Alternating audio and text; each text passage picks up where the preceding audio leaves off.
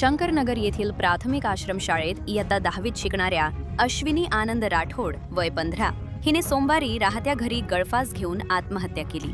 सायंकाळी 4:30च्या सुमारास हा प्रकार उघडकीस आला। मयत अश्विनीचे वडील आनंद गंगाराम राठोड हे मजुरी करतात। सोमवारी अश्विनीचे आईवडील नेहमीप्रमाणे कामावर गेले होते। सोमवारी सकाळी अश्विनी व तिची लहान बहीण शाळेला गेल्या होत्या। दुपारी 4:30च्या सुमारास लहान बहिणीसोबत अश्विनी घरी आली। त्यानंतर लहान बहीण घराबाहेर गेल्यावर अश्विनीने घरामागील खोलीच्या लोखंडी अँगलला गळफास घेतला। लहान बहीण घरी आल्यावर तिने पाहिले आणि कुटुंबियांनी ही बाब कळवली। त्यानंतर नातेवाईकांनी तिला खाली उतरवून तातडीने मंद्रुपच्या सरकारी रुग्णालयात नेले, पण तिचा उपचारापूर्वीच मृत्यू झाला होता।